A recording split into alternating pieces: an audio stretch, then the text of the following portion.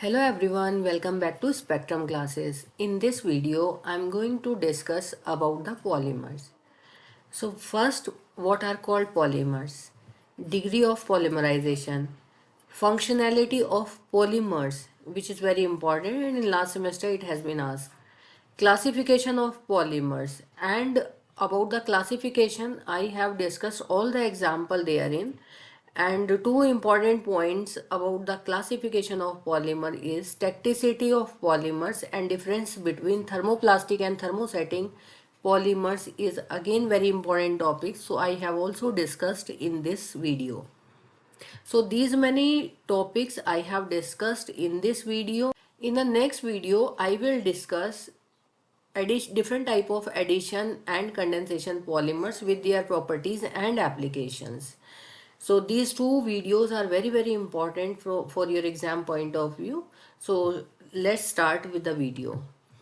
So what are called polymers? So this word polymer is further divided into two different words. One is poly plus mers.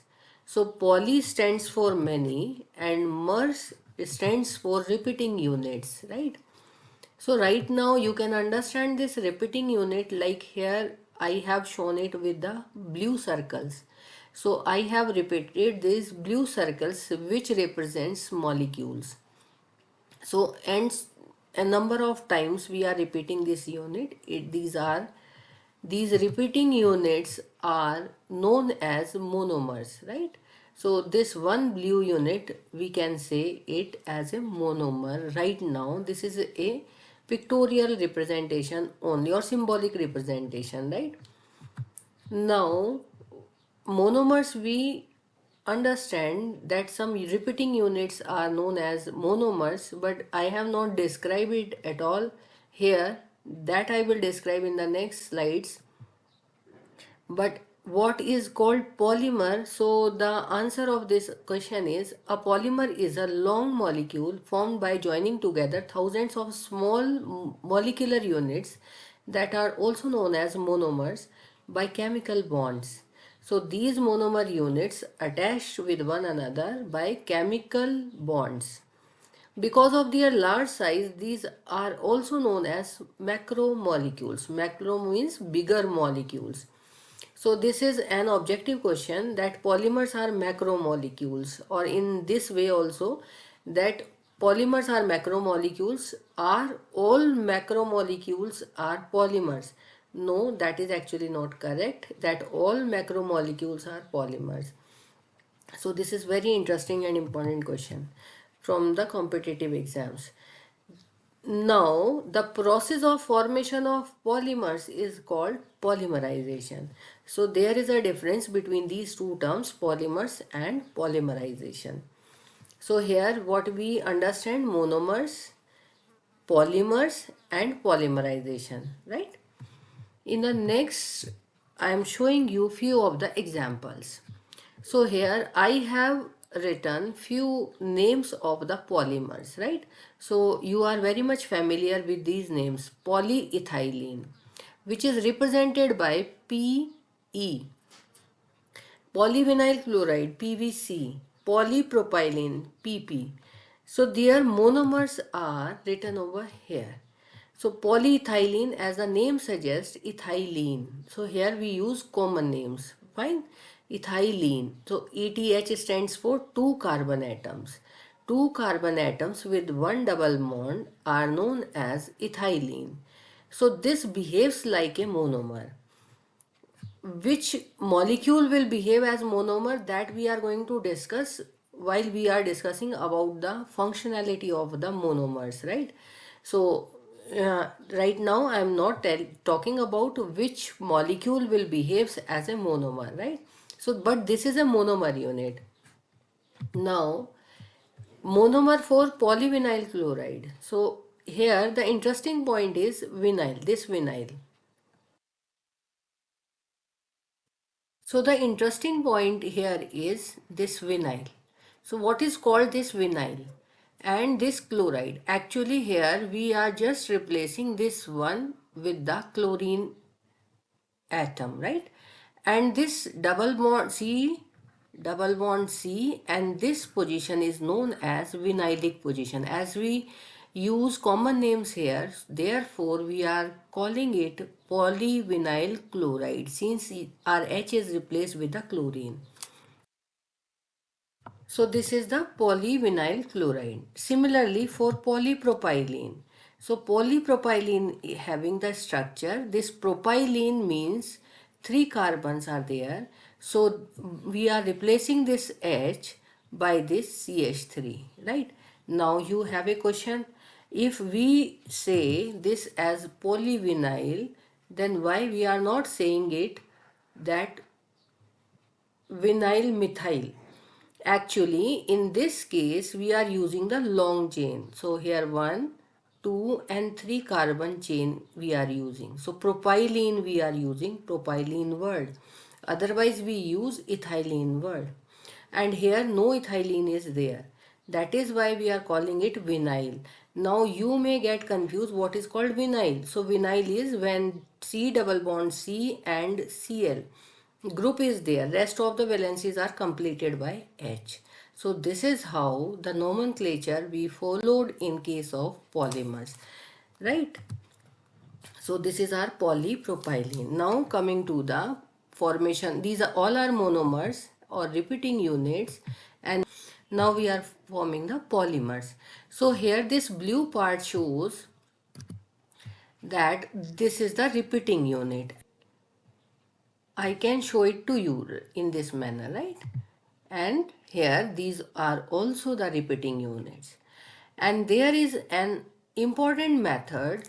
Here the student get confused how these bonds are connected. They made mistake while they are writing the polymer structure. So here I am just telling you, when we are having C double bond C, then this C double bond C broken down into, here one double bond is broken down and it extended up to both the sides, half and half, and the next upcoming atom will form a bond with this half bond, right? I will tell you in the next video about this in detail.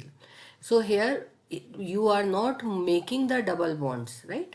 In the repeating unit here we are having this double bond, but here in this case we are having just one single bond. So this is the important point for the students, right? So those who are just studied before their exam, so this is the important point to do not make the mistakes at this moment, right?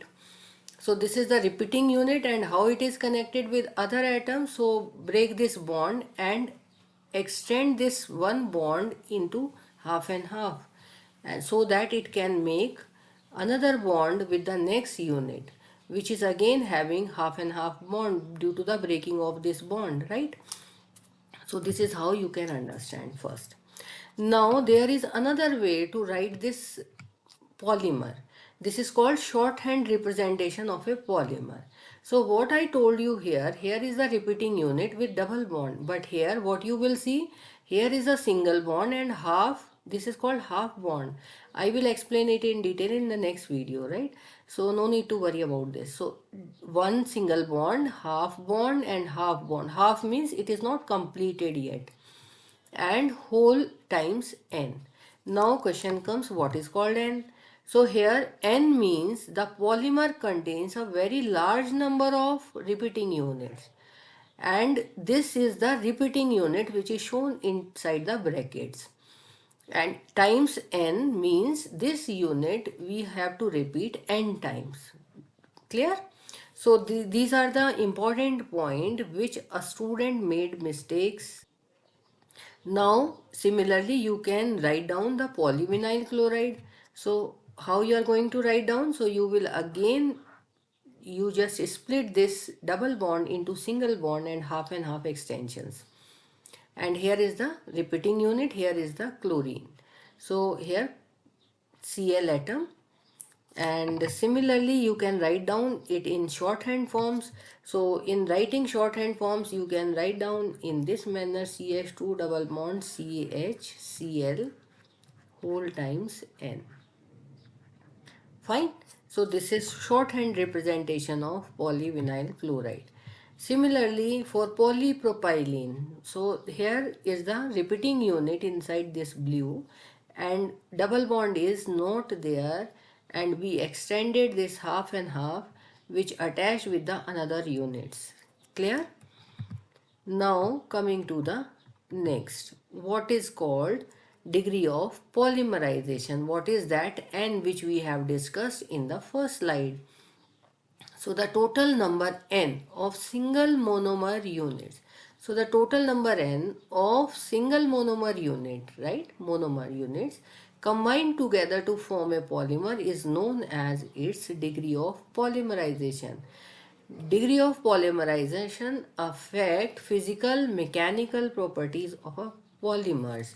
So here I'm just going to show you a graph, and here is the graph, and these are the conventions of this graph. Here we are having degree of polymerization on this axis, and here are the mechanical strength of a polymer. So this graph shows that this is the threshold degree of polymerization. So below this, the polymer is of no use.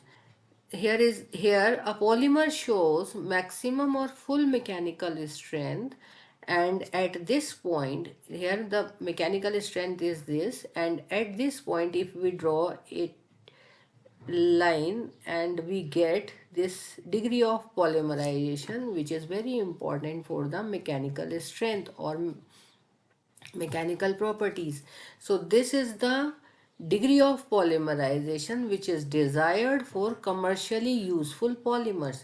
So this is very important to understand how we are going to understand the degree of polymerization of a polymer. Now sometimes questions have been asked in the question paper, if degree of polymerization is given and calculate the molecular weight of a polymer. So how we are going to calculate? So molecular weight of a polymer is equal to molecular weight of repeating unit, means monomer, and degree of, in multiplied by degree of polymerization. So here I am not going to solve any numerical problem, that I will discuss in the separate video, right? Now the next point is functionality of polymers. So here is the functionality of polymers. So the number of bonding sites in a monomer available for combination are called its functionality. So here we are going to understand it with examples. So here is a ethylene molecule. So this ethylene molecule can be written like this, as I told you in my previous slide, right? So CH2 double bond CH2, and this, among this one double bond is broken down, and then it can be written like this, as I told you in my previous slide. So here is the extension of this bond. How I am saying it half and half? Say this is double bond, so here we are having two pair of electrons. When we are broken down, one bond is there still, and when this bond is broken down, then one electron goes. If it is a homolytic bond fusion, then one electron goes to this side and the other electron goes to another side. They will combine similarly with the another unit, right? So this is how we are going to understand.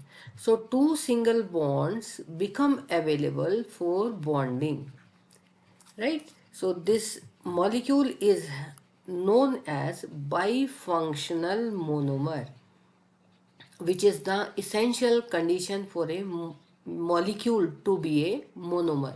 If it is less than bifunctional, then it can't serve as a monomer, as I told you earlier, right? So here we are seeing some examples, and before that we are seeing the functionality and structure relationship. What is the relationship between functionality and structure? So if monomers are of bifunctional, right, and they connect with each other, they will form linear structure.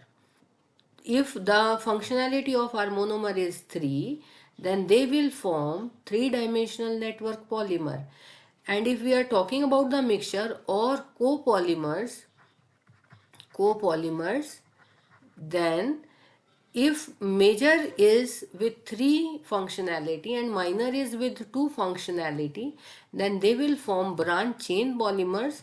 And if opposite of this, like 2 is the 2 functionality monomer is major in quantity and 3 functionality monomer is in minor in quantity, then they will produce three-dimensional network. Here I am going to show you with example. So here, if our this block shows the repeating unit. If these two are, they are forming two bonds, right? Only two bonds. So here these are bifunctional and they combine together, they form a linear structure. This one. Here I have also written linear. And if they are having trifunctionality, here you can see this block represents again two dimensionality and two functionality, and here you can see another joint with one of the monomer. Then we can say they will form 3D network, right? Or cross linking if they are in three functionality polymers, right? And the next one is, if we are having two-dimensional and three-dimensional mixtures, then they will form branch polymers. Clear? So this is how we can understand the functionality. Now we are taking some examples on this. So now we are going to calculate what is its functionality. So can you tell me, write down in the comment section. So here it's a double bond and one bond broken down, and therefore it will have bifunctional. So it is bifunctional.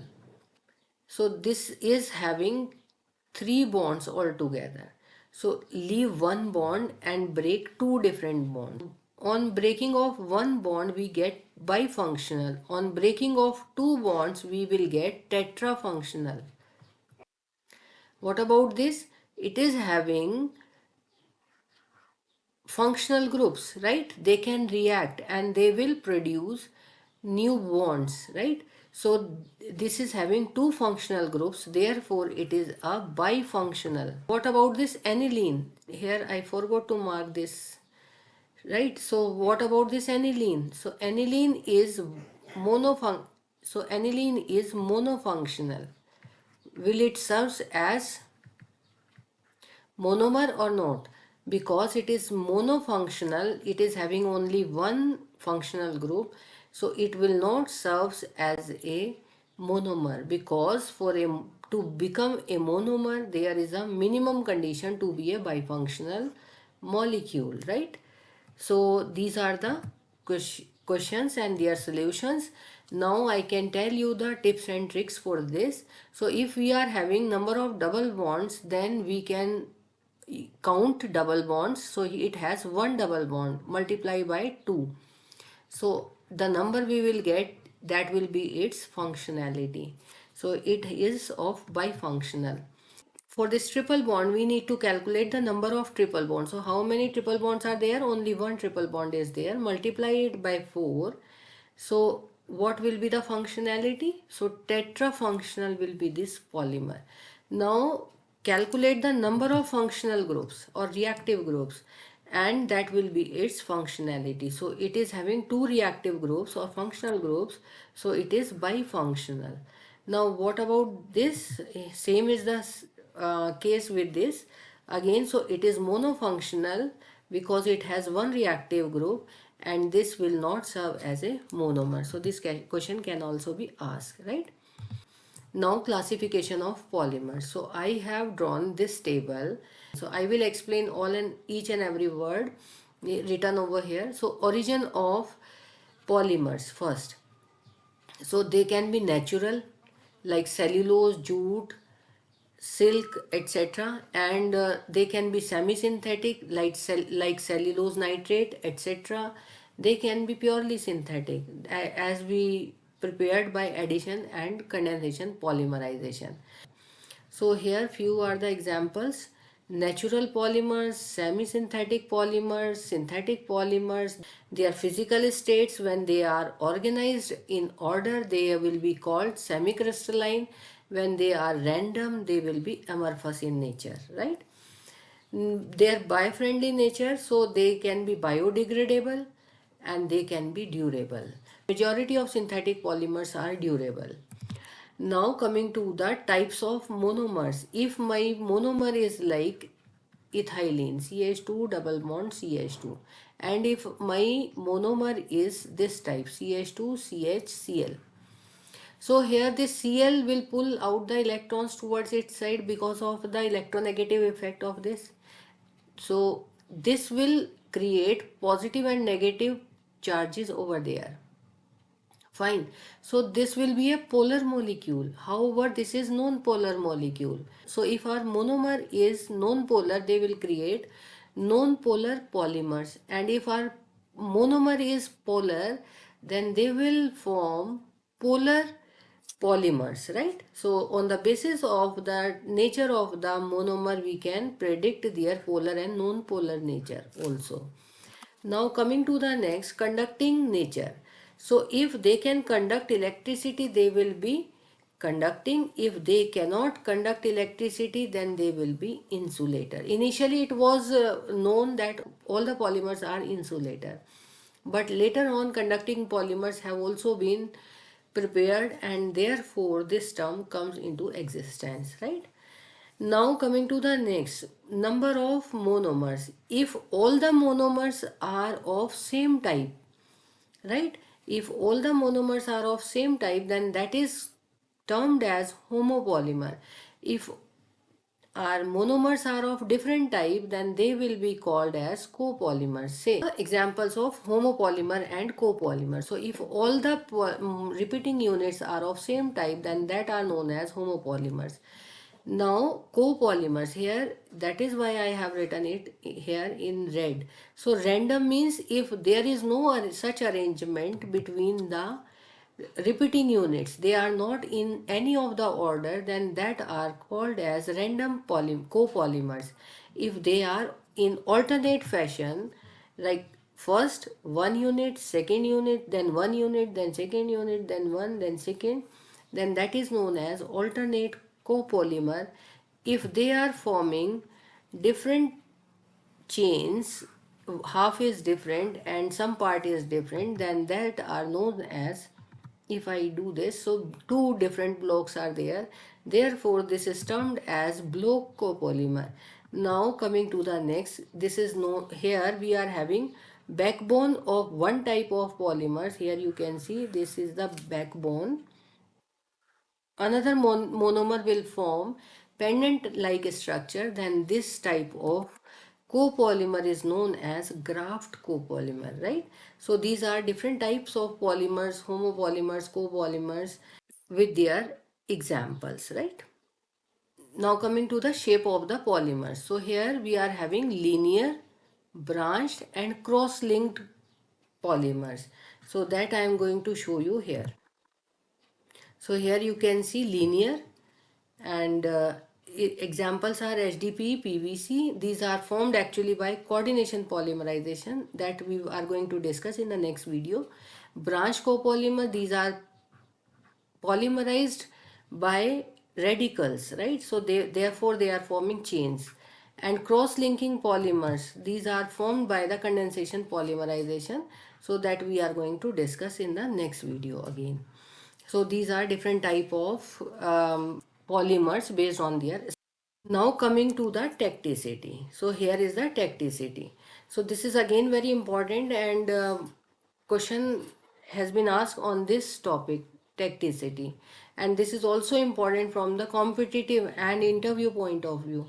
So this is very important actually. Isotactic, syndiotactic, atactic. So what is called tacticity? So here I am going to show you tacticity, right? So here I have drawn one structure of a tetrahedral carbon. Say this is my carbon and it is attached with four different groups.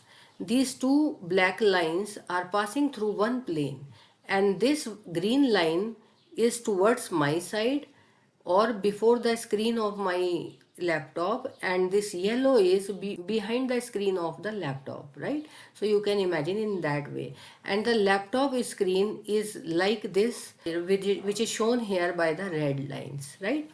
So this, the purpose of showing this, so that you can understand, because it is very difficult to understand. Only we can see this kind of structure, but this is not solving the purpose actually.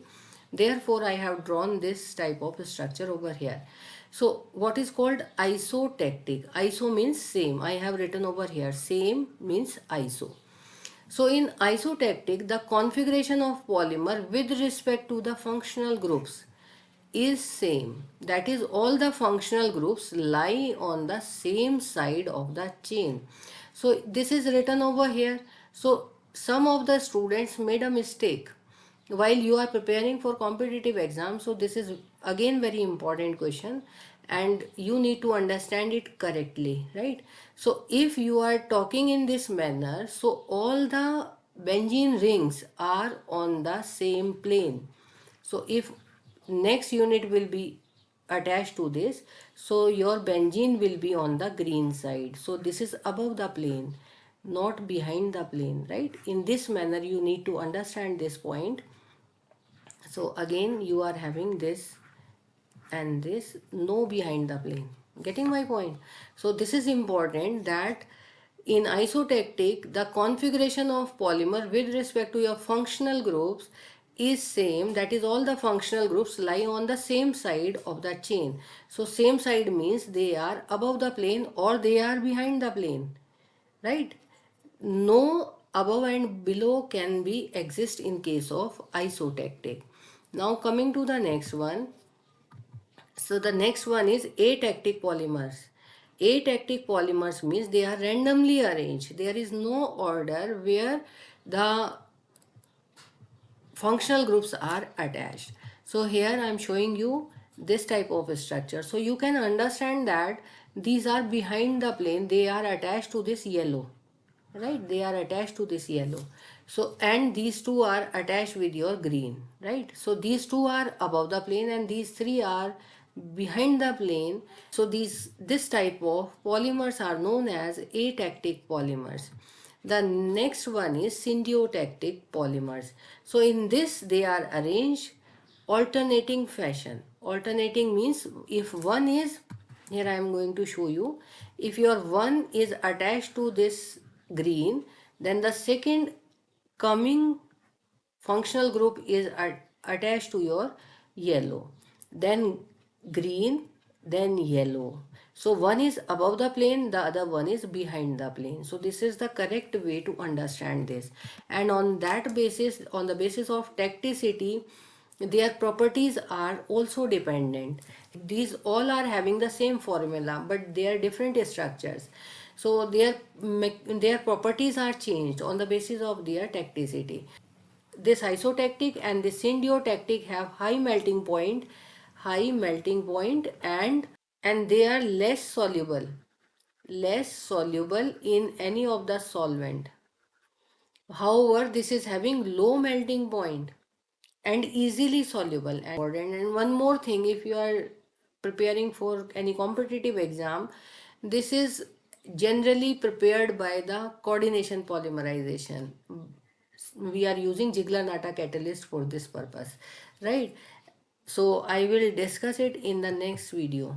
Now coming to the next important topic, which is thermoplastic and thermosetting. So what is the difference? On this topic we are having a question. So what is thermoplastic and thermosetting polymers, and what are their differences? So thermoplastics are formed by addition polymerization, and thermosettings are generally formed by condensation polymerization. Sometimes few examples have also been written on the condensation polymerization, but I am not very much aware about that point, so I have skipped that. So you, before writing, you please cross check that. So this is one important point. Second is, addition polymers are linear or branched, but by the condensation polymers we are having few of the condensation polymers as heavily cross-linked polymers like bakelite, this type of behavior, fine. And on heating, thermoplastic shows reversible changes, that is they soften on heating but regain their original properties on cooling, therefore they can be remolded. But on heating, these thermosettings changes are irreversible, and their 3D bonds retain their strength and hence do not soften on reheating, therefore they can't be remolded, right? So these are the important points, and a few more important points are here and their examples I have written over here. So their chemical nature does not get affected even on repeating heating and cooling, that is changes are more in physical nature. So these thermoplastics are changes on heating in a physical manner. The changes are not of chemical nature. However, in this thermosetting case, we are having chemical changes on heating. These low molecular thermoplastics are soluble in suitable solvent, whereas these thermosettings are insoluble in almost all organic solvent because of their heavily cross-linked 3D structure. Examples of thermoplastics: so polyvinyls, polyamides, polystyrenes, polypropylenes, or we can say in general addition polymers, that we are going to discuss in the next video. And these are for resins. So phenol formaldehyde resin, bakelite, melamine, etc. These are the examples of thermosettings. We will continue in the next video. Thank you all. Thanks for watching.